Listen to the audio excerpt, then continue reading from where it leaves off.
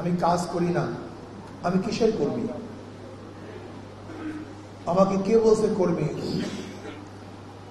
যে ব্যক্তি কর্ম করে সেই কর্মী। যেহেতু আমি নাম লিখিয়েছি আমি একজন কর্মী, আমাকে অবশ্যই কর্ম করতে হবে। আমার নির্বাচনের সময় কাজটা কি? নির্বাচনের কাজ হলো হাত পাকা পুঁতিকে ভোট দেওয়ানো, ভোট সংগ্রহ করা। কিভাবে, কোন কৌশলে আমরা হাত পাকায় বিপুল ভোট নিয়ে আসতে পারি, এইটি একজন কর্মীর দায়িত্ব। এখন এটা কিভাবে করবেন? আপনাকে অবশ্যই সিদ্ধান্ত নিতে হবে আমি কোন ভোটারের কাছে কিভাবে দাওয়াত দেব। ভোটারদের 3টা ক্যাটাগরি করবেন, এ বি সি। যেই ভোটার এ, যে দাওয়াতের অপেক্ষায় আছে, আপনি দাওয়াত দেওয়ার সাথে সাথেই সে দাওয়াত কবুল করবে, শুধু আপনার দাওয়াতের অপেক্ষায়। এই মানুষগুলির কাছে আপনার দাওয়াত দিলে রেজাল্ট সবচেয়ে ভালো আসবে, সময় লাগবে না, সময় ক্ষেপণ হবে না। এই শ্রেণীর লোকদেরকে আমরা বেশি বেশি দাওয়াত দেওয়ার চেষ্টা করব। এরপরে বি, যারা ভোট দিতে আগ্রহী কিন্তু যুক্তি তর্ক আপনার কিছু স্থাপন করবে।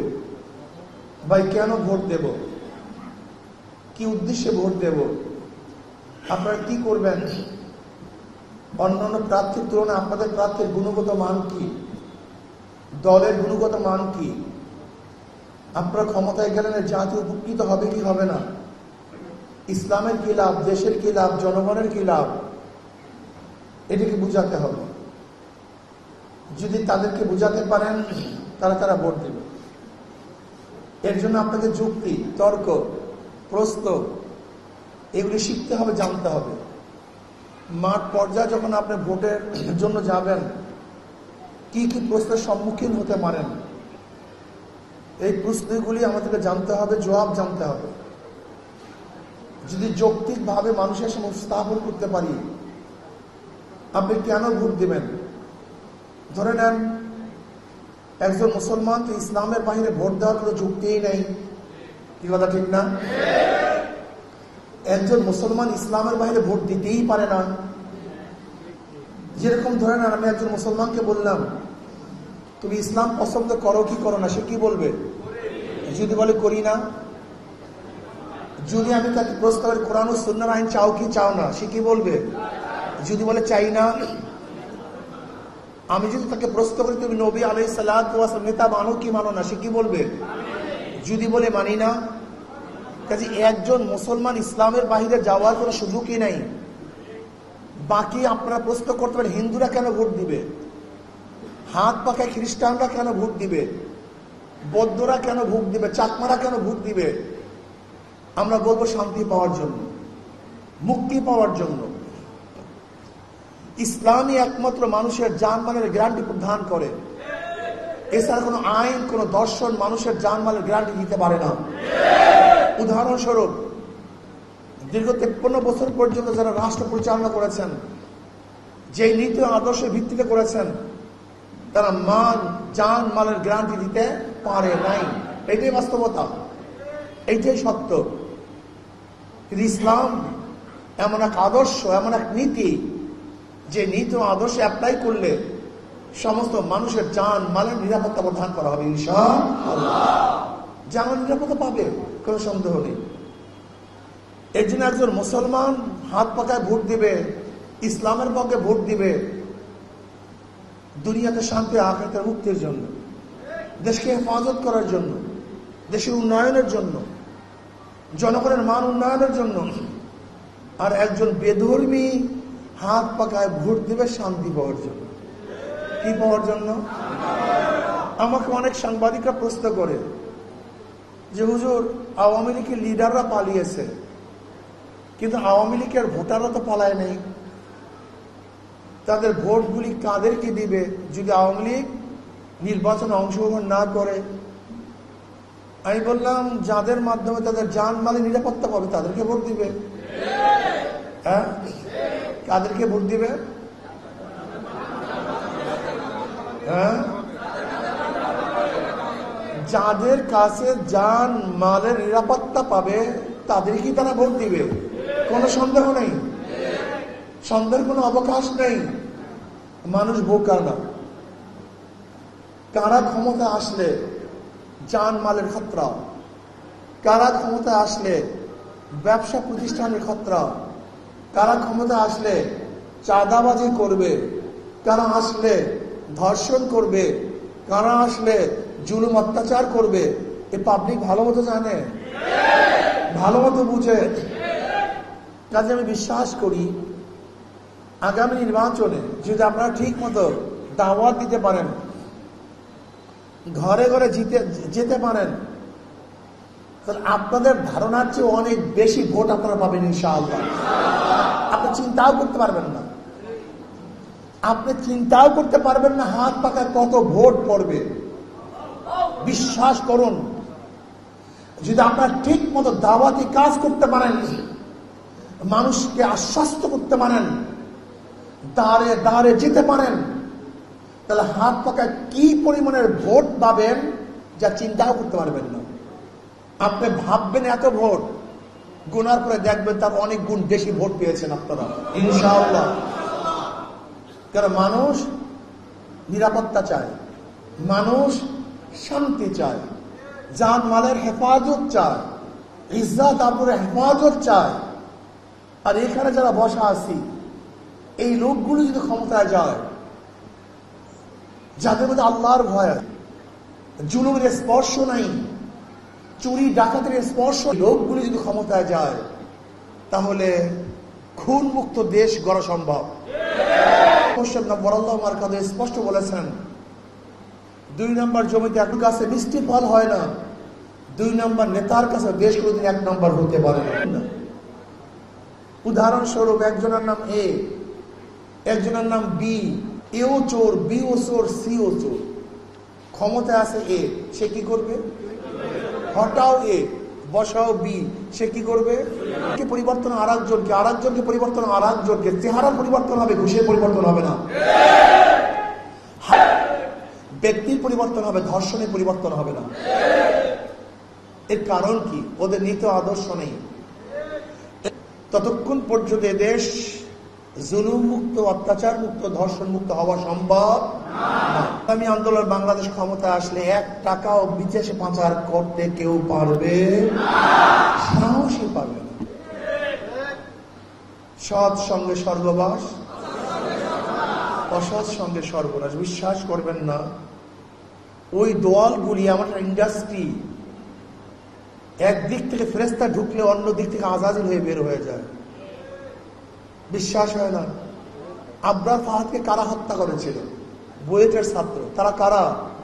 সবচেয়ে ব্রেনি, মেট্রিকে ভালো রেজাল্ট, আইএ ভালো রেজাল্ট, ওরা ছিল ভালো ব্রেনি। আমাদের ইউনিভার্সিটিতে কাদের সহবাদিকে খুনি হয়ে গেছে, ওদের সহবাদিকে, ওদের সংস্পর্শে ওদের খুনি বানিয়ে ফেলছে জাহাঙ্গীর ইউনিভার্সিটিতে। 100 ধর্ষণ করার পরে কারা সঞ্চয় পালন করছে? এই মেধাবী ছাত্রগুলি। ওরা ছিল ভালো, ওদের সহবাদে যাওয়ার পরে ধর্ষক হয়ে গেছে। আজকে চাঁদাবাজি কারা করে? হাজারো ভালো ছাত্র ব্রেনি, ওদের সহবাদে যাওয়ার পরে চাঁদাবাজ হয়ে গেছে। অর্থাৎ ওরা এমন ইন্ডাস্ট্রি, একদিক থেকে ফেরেশতা ঢুকলে আজাজিল হয়ে বের হবে। আর ইসলামী আন্দোলন এমন ইন্ডাস্ট্রিজ, একদিক থেকে আজাজিল ঢুকবে, ফেরেশতা হয়ে বের হবে। এইটাই পার্থক্য, এইটাই পার্থক্য। এখানে দেখবেন হাজারো মানুষ আছে, একসময় নামাজ পড়তো না, এখন নামাজ কাজা করে না। একসময় গাঁজা সেবন করতো, এখন গাঁজার কলকে ভেঙে ফেলেছে। একসময় মদ পান করতো, মদের বোতল ভেঙে চুরমার করে ফেলেছে। এই জন্য সোহবাত। ওমর রাদিয়াল্লাহু তাআলা আনহু ইসলামের সোহবাতে আসার আগে তার হালাত কি ছিল? নবী আলাইহিস সালাতু ওয়াস সালাম হত্যা করার জন্য রওনা করছেন। অথচ ইসলামের সোহবাতে আসার পরে সেই ব্যক্তি দামি হয়ে গেছে, সমস্ত নবীদের পরে মর্যাদার দিক থেকে দ্বিতীয় মর্যাদা অর্জন করেছে। এই হল ইসলাম, এইটি বাস্তবতা। ওরা মানুষকে, ভালো মানুষগুলিকে খারাপ বানিয়ে ফেলে। আর আমাদের ইসলাম, আমাদের আদর্শ, আমাদের নীতি, কোরআন ও হাদিসের নীতি, আমরা সেই নীতি পালন করি, লালন করি। আমরা এমন এক সুন্দর নীতি আদর্শ পালন করি, লালন করি, যেখানে ঢুকবে খারাপ, বের হবে। এইটাই নিয়ম, এইটাই বাস্তবতা। আমি বিশ্বাস করি নবী আলাইহিস সালাতু ওয়াস সালাম 13 বছর মক্কার মধ্যে কিছু লোক তৈরি করেছেন।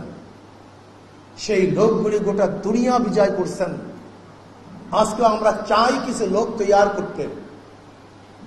রহবানুন ফিল লাইল ফুরসানুন ফিন নাহার, যারা রাত্রে দরবেশ, দিনে যোদ্ধা, যাদের চোখে পানি থাকবে আবার শরীরের থেকে রক্ত ঝরবে, যারা নরম হবে তারাই গরম হবে, যারা সিজদায় পড়ে আল্লাহর সামনে কাতরাবে, আবার বেঈমানের সামনে অকপটে তাদের জীবনকে বিসর্জন দিবে।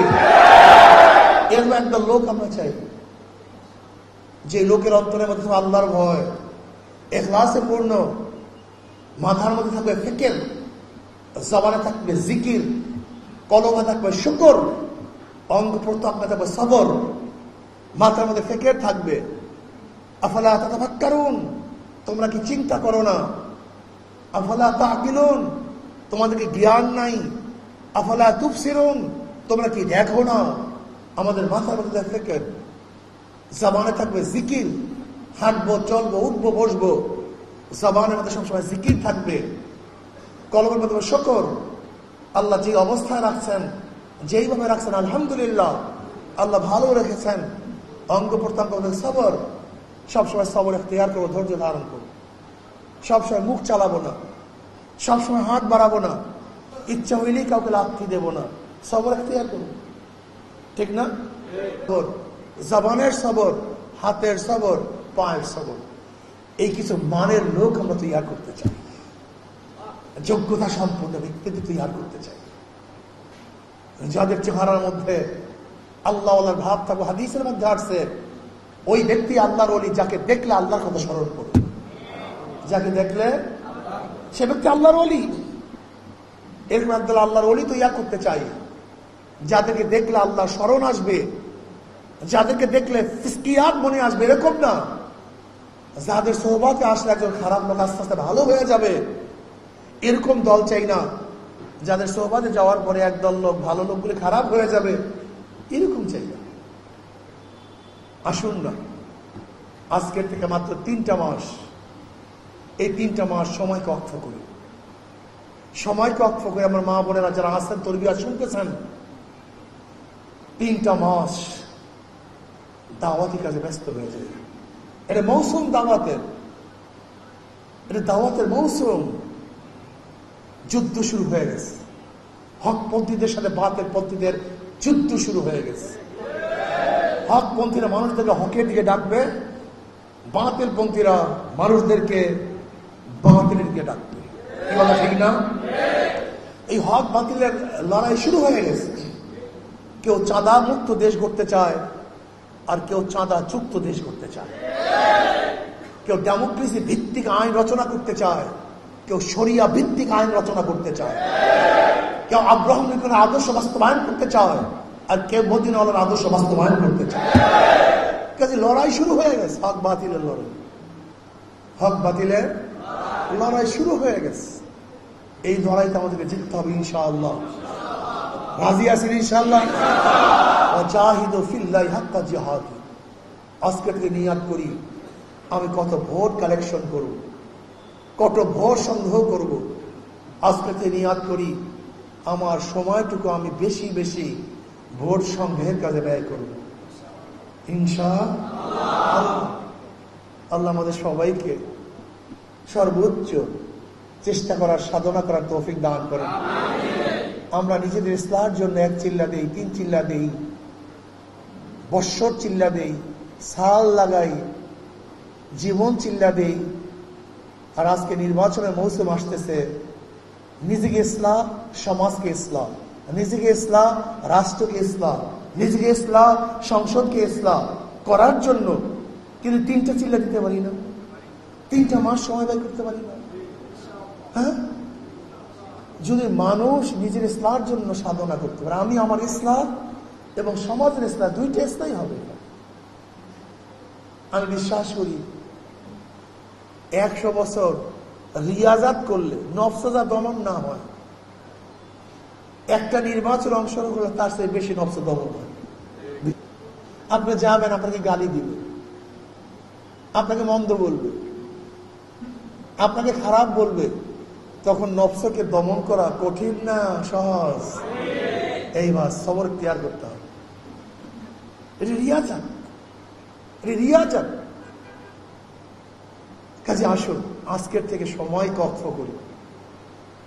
আমি এতদিন দোকানে, বাণিজ্যে, ব্যবসায়, চাকরিতে এত সময় ব্যয় করছি, আমি এখন ইসলামী দাওয়াতের জন্য, হাত পাকার দাওয়াতের জন্য এত সময় ব্যয় করি। সময়কে ভাগ করি। সময় সবচেয়ে দামি, সময়কে ভাগ করি, সময়কে অক্ষ করি। আগামী মাহফিল আসতেছে চরমনাই, সেই মাহফিলের জন্য প্রস্তুতি গ্রহণ করি। ইনশাআল্লাহ মানুষকে দাওয়াত দিই। দাওয়াত, তালিম, তাসকিয়া, জিহাদ, এই 4টা কাজের সমন্বয়ে যেন আমরা থাকতে পারি। আল্লাহ আমাকে এবং আমাদের সবাইকে কবুল করে নেন। আল্লাহুম্মা আমিন।